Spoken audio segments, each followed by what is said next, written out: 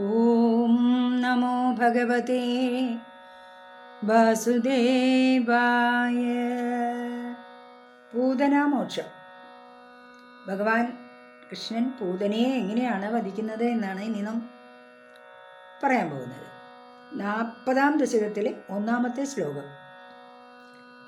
തദനു നന്ദമമന്ദശുഭാസ്പദം നൃപപുരീം കരദാനകൃതേ ഗതം സമവലോക്യ ജഗാദ ഭവത്പിതാ വിദിതകംസ സഹായ ജനോദ്യമഃ.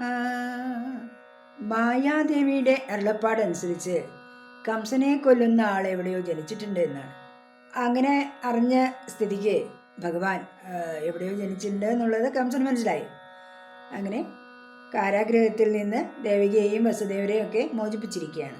മാത്രമല്ല എല്ലാ നവജാത ശിശുക്കളെയും കൊല്ലാനായിട്ടുള്ള ഉത്തരവും കംസൻ കൊടുത്തിരിക്കുകയാണ്. ഇത് കൃഷ്ണൻ്റെ യഥാർത്ഥ അച്ഛനായ വസുദേവർ അറിഞ്ഞു. വസുദേവർ എങ്ങനെയാണ് ഇത് അമ്പാടിയിൽ ഈ കാര്യം അറിയിക്കുക എന്ന് വിചാരിച്ചിരിക്കുമ്പോഴാണ് നന്ദഗോപര്, കൃഷ്ണൻ്റെ വളർത്തച്ഛൻ, കംസന് കപ്പം കൊടുക്കാനായിട്ട്, കരം കൊടുക്കാനായിട്ട് വന്നത്, രാജധാനിയിലേക്ക് വന്നത്. ആ സമയത്ത് വസുദേവർ വളരെ നന്മകൾക്കിരിപ്പിടമായ നന്ദഗോപരോട് അദ്ദേഹത്തെ വിഷമിപ്പിക്കാത്ത രീതിയിൽ ഈ കാര്യം അവതരിപ്പിക്കുകയാണ്. അടുത്ത ശ്ലോകത്തിൽ തദനു നന്ദമമന്ദശുഭാസ്പദം നൃപപുരീം കരദാനകൃതേ ഗതം സമവലോക്യ ജഗാദ ഭവത്പിതാ വിദിതകംസ സഹായ ജനോദ്യമഃ. പൂതനാമോക്ഷം എങ്ങനെയാണ് സംഭവിച്ചതെന്നാണ് ഈ ദശകത്തിൽ പറയുന്നത്. 40-ാം ദശകത്തിലെ 2-ാമത്തെ ശ്ലോകം ഇങ്ങനെയാണ്. അയി സഖേ തവ ബാലക ജന്മമാം സുഖയതേദ്യ നിജാത്മജ ജന്മവത് ഇതി ഭവത്പിതൃതാം വ്രജനായകേ സമധിരോപ്യ ശശംസതമാദരാത്. വസുദേവർ നന്ദഗോപനോട് പറയുകയാണ്, അല്ലയോ സുഹൃത്തേ, അങ്ങേക്ക് മകനുണ്ടായി എന്ന് അറിഞ്ഞത് എനിക്ക് ജനിച്ച മകനെ പോലെ തന്നെ ഞാൻ സന്തോഷിക്കുകയാണ്. അങ്ങനെ നിന്ദ്രവഴിയുടെ പിതൃത്വം നന്ദഗോപരിൽ ആരോപിച്ചുകൊണ്ട്, അദ്ദേഹത്തെ പ്രശംസിച്ചുകൊണ്ട്, തൻ്റെ മകന് ഇരിക്കുകയാണ് വസുദേവരുടെ ലക്ഷ്യം. അത് വെളിപ്പെടുത്താതെ തന്നെ നന്ദഗോപനെ അഭിനന്ദിക്കുന്ന മട്ടിലാണ് വസുദേവൻ കാര്യങ്ങൾ അവതരിപ്പിക്കുന്നത്. അയി സഖേ തവ ബാലക ജന്മമാം സുഖയതേദ്യ നിജാത്മജ ജന്മവത് ഇതി ഭവത്പിതൃതാം വ്രജനായകേ സമധിരോപ്യ ശശംസ തമാദരാത്. വസുദേവർ നന്ദഗോപനോട് എന്താണ് പറഞ്ഞത്? അങ്ങേക്ക് ഇവിടെയും ഗോകുലത്തിലും അനേകം ദുർനിമിത്തങ്ങൾ കാണുന്നുണ്ട്. അതുകൊണ്ട് വേഗത്തിൽ തന്നെ തിരിച്ചു പോയാലും. അത് കേട്ട് വ്രജനായകനായ നന്ദഗോപൻ നിന്തിരുവടിക്ക് എന്തെങ്കിലും ആപത്തുണ്ടാകുമോ എന്ന ഭയത്താൽ വേഗം തന്നെ തിരിച്ചുപോയി. കംസന്റെ ഭൃത്യന്മാർ ശിശുക്കളെ വധിക്കുന്ന വിവരമൊന്നും നന്ദഗോപരോട് വസുദേവൻ പറഞ്ഞില്ല. എങ്കിലും തൻ്റെ മകന് എന്തെങ്കിലും ആപത്തുണ്ടാകുമോ എന്ന് നന്ദഗോപനും ഭയന്നു. അതുകൊണ്ടാണ് അദ്ദേഹം വേഗം തന്നെ അമ്പാടിയിലേക്ക് തിരിച്ചുപോയത്. ഇഹജ സന്ധ്യ നിമിത്ത ശതാനി തേ കടകസീംനി തതോ ലഘുഗമ്യതാം ഇതി ജതദ്വജസാ വ്രജനായകോ ഭവദപായ പിയ ദ്രുതമായയോ.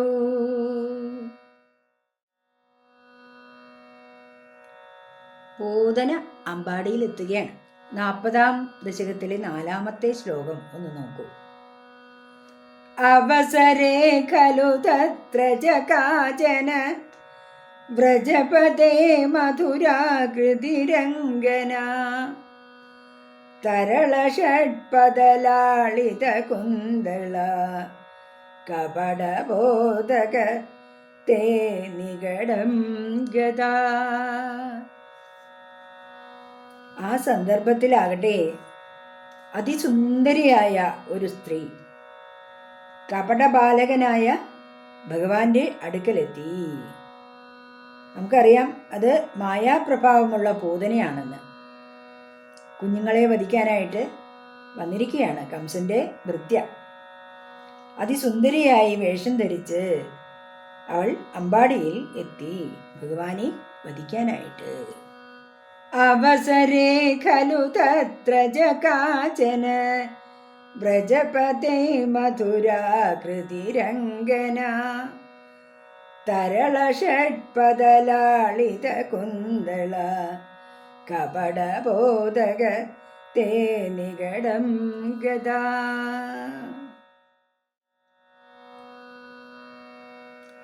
അതിസുന്ദരിയായി വേഷം മാറി വന്ന ആ മഹാരാക്ഷസി പൂതന അമ്പാടിയിൽ വന്ന് ഉണ്ണിക്കണ്ണനെ എടുക്കുകയാണ്. സപതി സാ ഹൃദബാലക ചേതന നിശിചരാന്വയജ കില പൂതന വ്രജവധൂഷിഹ കേയമിദീക്ഷണം വിമൃശതീഷു ഭവന്തമുപാദതേ. അനേകം ബാലകന്മാരുടെ ജീവൻ എടുത്തവളാണ് പൂതന. ഓരോ കുട്ടികളെ കൊന്നു വരികയാണ്. അങ്ങനെ രാക്ഷസകുലത്തിൽ ജനിച്ച അവളെ കണ്ടിട്ട് ഗോപു സ്ത്രീകൾക്ക് സംശയമായി. ഇവൾ ആരാണ് ഇവിടെ കണ്ടിട്ടില്ലല്ലോ എന്നൊക്കെ അല്പനേരം ചിന്തിച്ചിരിക്കവേ അതിനിടയിൽ ഈ പൂതന യശോദയുടെ ഗൃഹത്തിലെത്തി ഉണ്ണിക്കണ്ണനെ കയ്യിലെടുത്തു. സപതി സാകൃത ബാലക ചേതന നിശിചരാന്വയജ കില പൂതന വ്രജവധൂഷിഹ കേയമിദീക്ഷണം വിമൃശതീഷു ഭവന്തമുപാദതേ.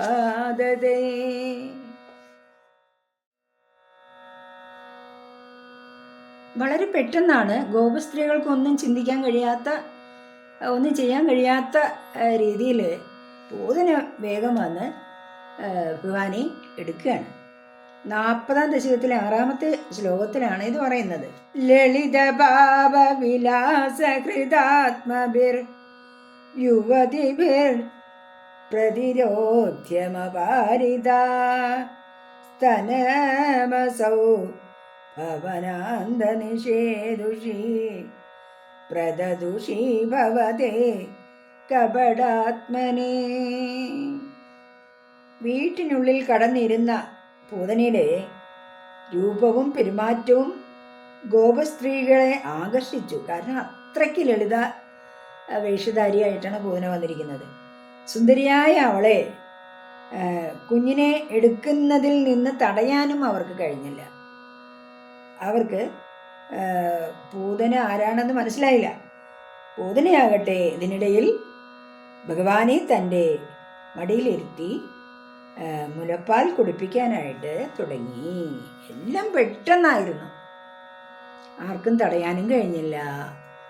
അതിനു മുമ്പ് തന്നെ അമ്മിഞ്ഞപ്പാൽ കൊടുക്കുകയാണ് നമ്മുടെ പൂതന ഉണ്ണിക്ക്. ലളിത ഭാവ വിലാസ ഹൃദാത്മഭിർ യുവതിഭിർ പ്രതിരോധ്യമപാരിത സ്തനമസൗ ഭവനാന്ത നിഷേദുഷി പ്രദദുഷി ഭവതേ കപടാത്മനേ.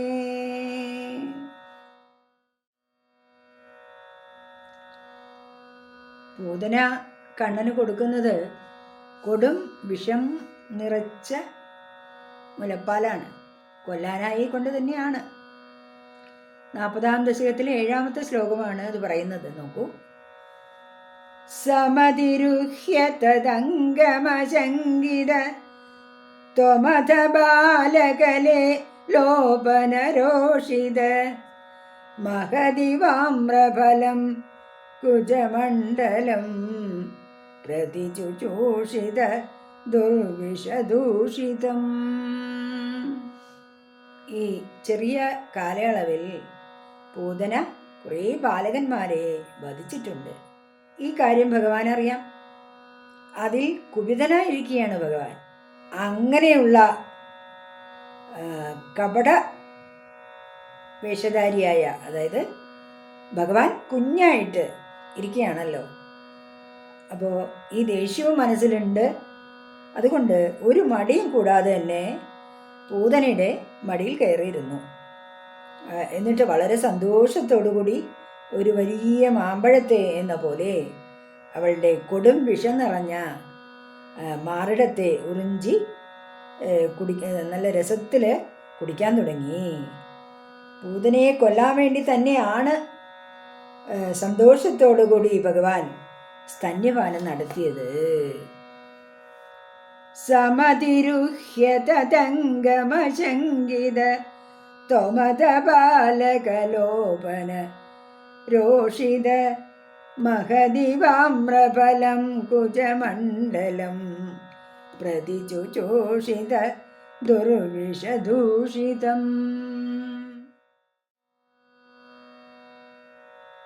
ഭഗവാൻ പാലിനോടൊപ്പം തന്നെ വളരെ ഇഷ്ടത്തോടുകൂടി സ്തന്യപാനം നടത്തുകയാണ് പൂതനയുടെ. അങ്ങനെ ആ പാൽ ഉറിഞ്ചി കുടിച്ച് അതോടുകൂടി തന്നെ അവളുടെ പ്രാണനെയും എടുത്തു. 40-ാം ദശകത്തിലെ 8-ാമത്തെ ശ്ലോകം. അസുഭിരേവ സമം ധയതി ത്വയാ സ്തനമസൗ സ്തനിതോപ മനിസ്വന നിരപദദ്ഭയദായിനി നിജം ബഹു പ്രതിഗതാ പ്രവിസാര്യ ഭുജാവുഭോ. പൂതന ഭഗവാനെ മുലയൂട്ടിക്കൊണ്ട് കൊല്ലാനാണല്ലോ വന്നിരിക്കുന്നത്. എന്നാൽ ഭഗവാൻ അവളുടെ പ്രാണങ്ങളോടൊപ്പം സ്തന്യപാനം ചെയ്തു. അല്ലെങ്കിൽ മുലപ്പാലിൻ്റെ കൂടെ അവളുടെ പ്രാണനെയും കൂടി ഉറിഞ്ചിയെടുത്തു ഭഗവാൻ. അപ്പോൾ ഈ പൂതന, പ്രാണൻ പോയി കഴിഞ്ഞാൽ പൂതനയുടെ ആ നല്ല വേഷമൊക്കെ മാറും. ഇടിമുഴക്കം പോലെ ഉച്ചത്തിൽ അലറി കരഞ്ഞുകൊണ്ട് സുന്ദരമായ ആ ശരീരം മാറി ഭീകരരൂപിണിയായി ഒരു രാക്ഷസിയുടെ ആ രൂപത്തിൽ 2 കൈകളും പരത്തി ഭൂമിയിൽ മരിച്ചു വീണു. അസുഭിരേവ സമം ധയതി ത്വയി സ്തനമസൗ സ്തനിതോപമനിസ്വന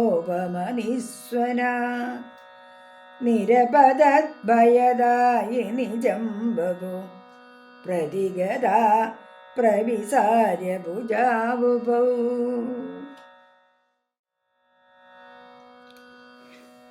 സുന്ദരിയായ വേഷം ധരിച്ച പൂതന മരിച്ചപ്പോൾ രാക്ഷസ രൂപം ധരിച്ചു. അത് വളരെ ഭീകരമായിരുന്നു. ഭാഗവതത്തിൽ ഇതെല്ലാം വളരെ വിസ്തരിച്ചാണ് പറയുന്നത്. നാരായണീയത്തിലും പറയുന്നുണ്ട്. നോക്കൂ, 40-ാം ദശകത്തിലെ 9-ാമത്തെ ശ്ലോകമാണ്. ഭയദഘോഷണ ഭീഷണ വിഗ്രഹ ശ്രവണ ദർശന മോഹിത വല്ലവേ വ്രജപദേ തദുരസ്ഥലഖേലനം നനുഭവന്തമഗൃണ്ണത ഗോപിക. പൂതന മരിച്ചു വീഴുമ്പോൾ ആ പതനവേഗം കൊണ്ട് 6 വിളിപ്പാടകലെ ഉള്ള വൃക്ഷങ്ങൾ പോലും പൊടിഞ്ഞു അത്രേ. വായ തുറന്ന് മരിച്ചു കിടക്കുന്ന അവളുടെ ദംഷ്ട്രകൾ കലപ്പയുടെ കൊഴുപോലെ നീണ്ട് ഭയങ്കരങ്ങളായിരുന്നു എന്ന് പറയുന്നു. മൂക്കിൻ്റെ ദ്വാരങ്ങൾ പർവ്വതത്തിലെ ഗുഹകൾ പോലെ ആയിരുന്നു. സ്തനങ്ങൾ വലിയ പാറകൾ പോലെയും കാണപ്പെട്ടു. രക്തവർണമായ തലമുടി നാലുപാടും പടർന്നിരുന്നു. പൊട്ടക്കിണർ പോലെ ആഴമുള്ള കണ്ണുകളും മണൽത്തിട്ട പോലെ പരന്ന് പൊങ്ങിയ ജഗനങ്ങളും അണക്കെട്ടുപോലെ നീണ്ട് ഉരുണ്ട് തടിച്ച കൈകാലുകളും വെള്ളമില്ലാത്ത അഗാധമായ കയം പോലുള്ള വയറും ഒക്കെ ചേർന്ന അതിഭീകരമായ രൂപം കണ്ട് ഗോപികമാർ അല്ലെങ്കിൽ ഗോകുലവാസികളെല്ലാം ഭയന്നുപോയി. ശിശുവിനെ തേടി ചെന്ന അവർ കണ്ടത് എന്താണ്? ആ ഭയങ്കര രൂപത്തിൻ്റെ നെഞ്ചിൽ കളിച്ചുല്ലസിക്കുന്ന കുഞ്ഞിനെയാണ്. അവർ വേഗം ഓടിച്ചെന്ന് ഭഗവാനായ കൃഷ്ണനെ വാരിയെടുത്തു. ഭയദ ഘോഷണ ഭീഷണ വിഗ്രഹ ശ്രവണ ദർശന മോഹിത വല്ലവേ വ്രജപദേ തദുരസ്ഥലകേലനം നനുഭവന്തമഗൃണ്ണത ഗോപികാഃ.